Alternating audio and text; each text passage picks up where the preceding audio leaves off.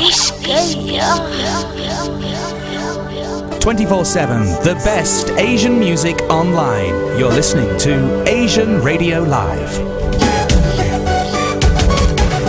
आज हमारी इस खुसूसी मुलाकात में यानी कॉन्वर्सेशन में जिस शख्सियत के साथ हमारी गुफ्तगू बातचीत और ख़ास तौर पे जो बॉलीवुड के अंदर कंट्रोवर्सी चल रही है, जनाब सलमान खान के हवाले से भी कुछ इनसाइड इंफॉर्मेशन ये साहिब देंगे यानी पर्सनल इंफॉर्मेशन।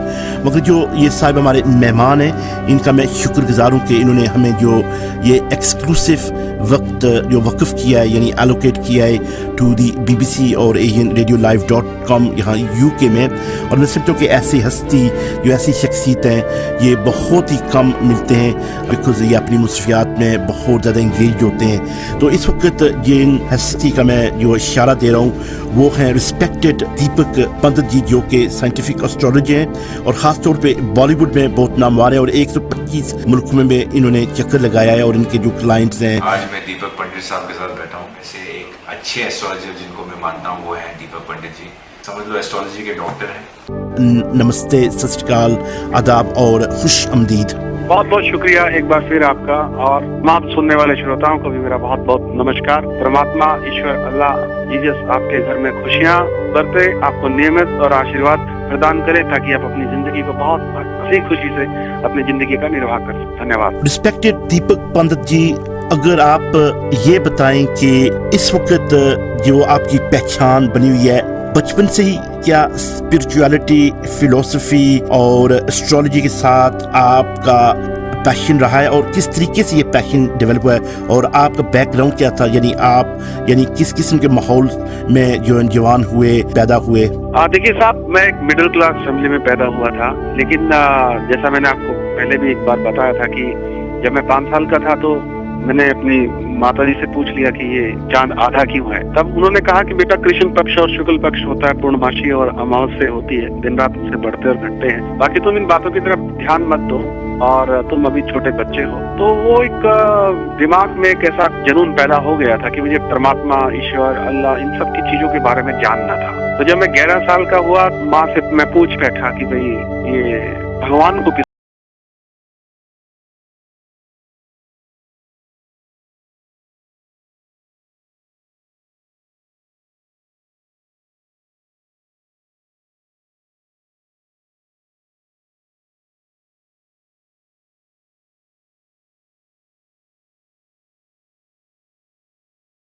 आभास हुआ कि अगर कण कण में ईश्वर है, अगर हर जगह ईश्वर है तो हर इंसान में ईश्वर है। वो दोस्त और दुश्मन के रूप में कब सामने आए उसकी अपनी इच्छा है, वो कब कौन सा इन्वायरमेंट बनाता है, किस तरीके से वो क्रिएट करता है सब कुछ, वो उसकी अपनी इच्छा है।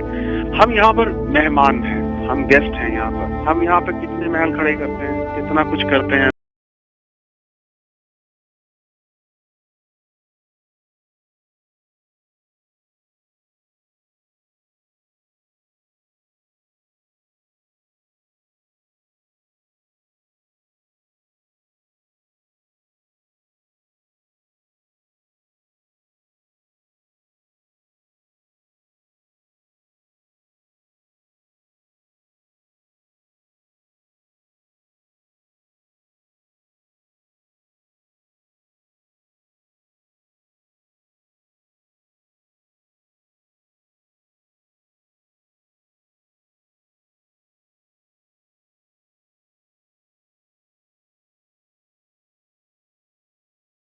क्या आप प्रकृति के लिए कुछ शेयर करते हैं दिन में? कि भगवान की कंपनी का नाम सृष्टि है एक तरीके से, और वो भगवान उन लोगों को पसंद करते हैं जो लोग बोलते हैं कि मुझे ये मांगने वाले लोग पसंद नहीं है, मुझे वो लोग पसंद है जो सुबह उठ के मेरा नाम लेकर और बोलते हैं कि साहब आज के दिन मुझे बताइए आपके लिए मैं क्या कर सकता हूँ। जो ड्यूटीज मांगते हैं, अब मेरे काम में शेयर करने की कोशिश करते हैं, और तभी नेचुरल है कि मेरे बैंक से वो जो ब्लेसिंग है उनके पास अपने आप इनके बैंक में ट्रांसफर होती रहती है।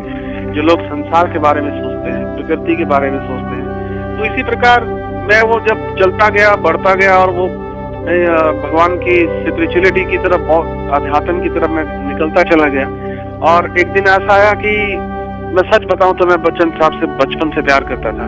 छोटी सी उम्र में जब मैं धीरे धीरे जवान की या किशोर अवस्था की तरफ जा रहा था तो उनकी सारी फिल्में सुपर डुपर हिट हो रही थी। शोले, त्रिशूल, दीवार, मुकद्दर का सिकंदर, ये सब फिल्में उनकी आ रही थी। तो एक तरीके से उनके सानिध्य में मैं मतलब उनके उस इमेज में ही मैं थोड़ा बड़ा होता रहा। और मेरी जब आपकी दोस्ती किसी प्रेसिडेंट से हो, किसी प्राइम मिनिस्टर से हो, किसी चीफ मिनिस्टर से या किसी गवर्नर से हो, तो आप बड़ी पावर फील करते हो कि हाँ यार मेरे पास पावर है, मेरे पास पावरफुल लोग हैं।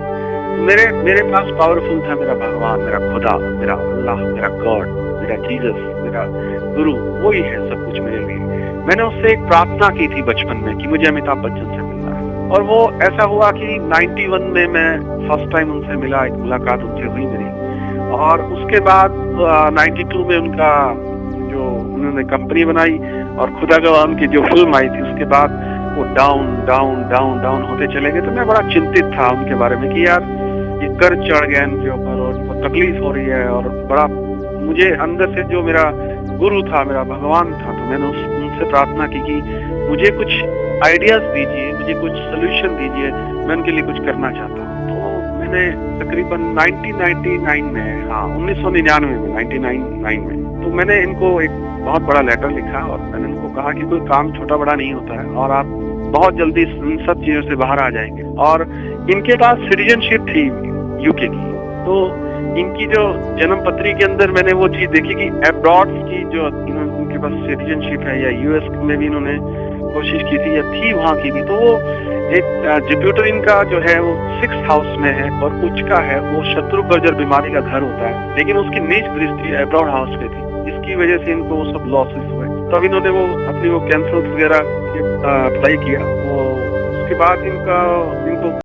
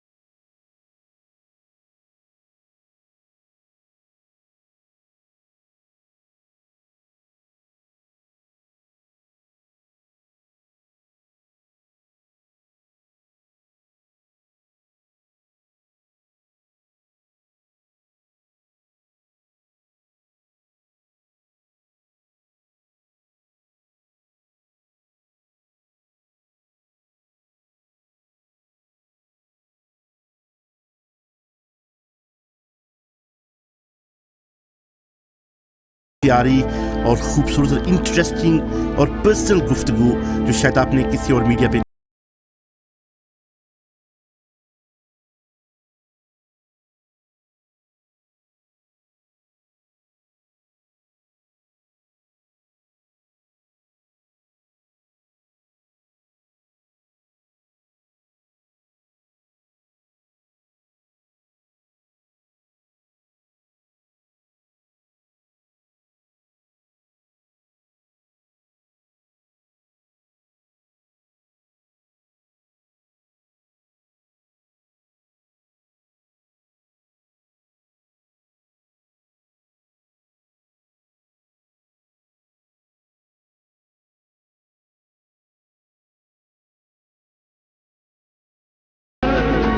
दीपक पंत जी, आपने जो कहा कि अरबाज खान और संजय दत्त को आपने कुछ ऐसी चीजें सिखाई, थोड़ा बताएं क्या कुछ उन्होंने आपसे सीखा। देखिए क्या था कि अरबाज खान की बात करूं तो अरबाज खान साहब बड़े कंफ्यूज थे जब उनकी फिल्म दबंग आनी थी, और बड़े परेशान थे उस समय क्योंकि ये हीरोइन की तलाश में थे। और इनसे जब मेरी बातचीत चल रही थी तो उन्होंने मुझसे कहा कि दीपक जी मैं थोड़ा सा हीरोइन के बारे में कंफ्यूज हूँ, और शत्रुघ्न सिन्हा साहब के साथ हमारे पिताजी की रोज बात होती है और वो अपनी बेटी साक्षी सिन्हा को लॉन्च करना चाहते हैं।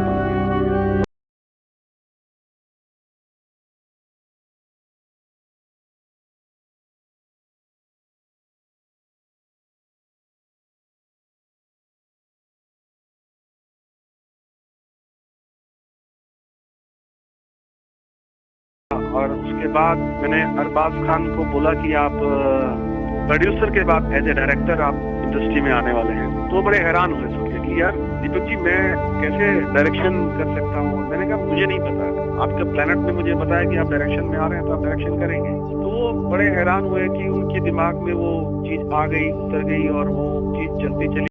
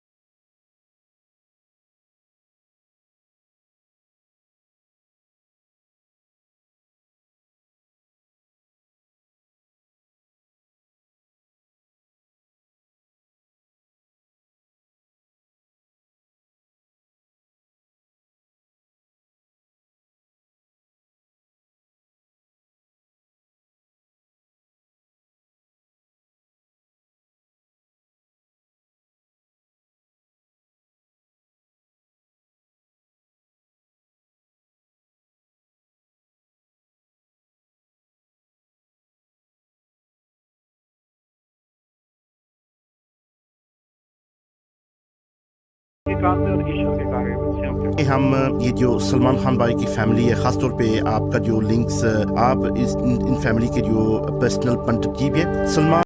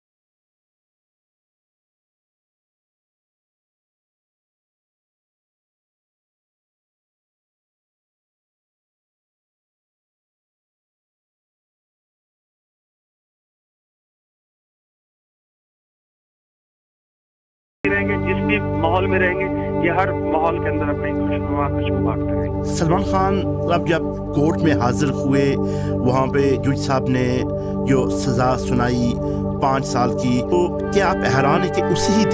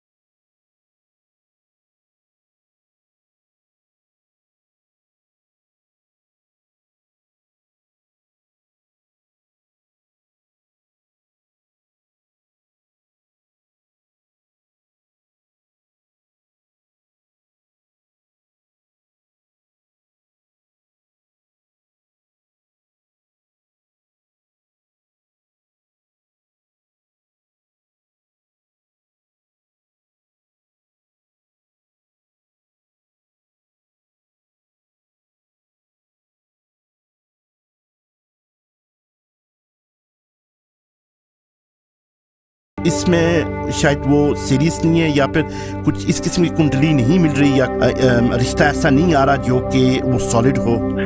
इस प्रश्न का उत्तर मैंने बहुत जगह दिया है और बहुत सॉलिड क्वेश्चन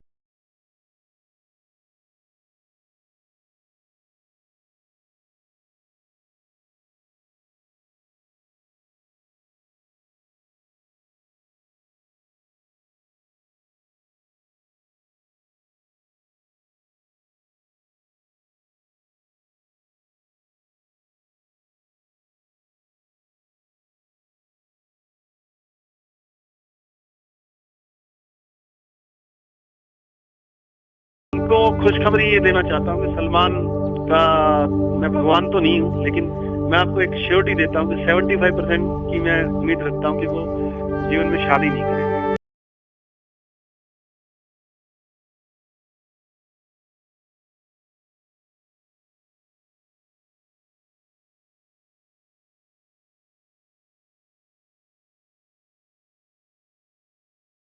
बावजूद मेरा जो जजमेंट या जिस तरीके से मैं एनालाइज उनको करता हूँ, समटाइम्स जब यो लाइव प्रोग्राम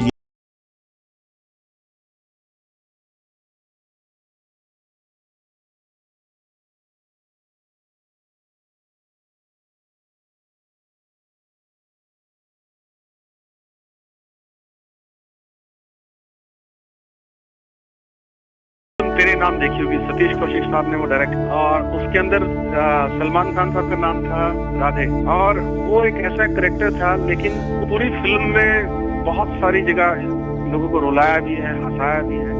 वो एकदम बिल्कुल उस तरीके से उस फिल्म में, और सलमान खान के जीवन का करेक्टर एक तरीके से चेक किया जाए, देखा जाए तो एक एज ए इंसान बहुत अच्छे इंसान है। और जो करेक्टर वाइज बात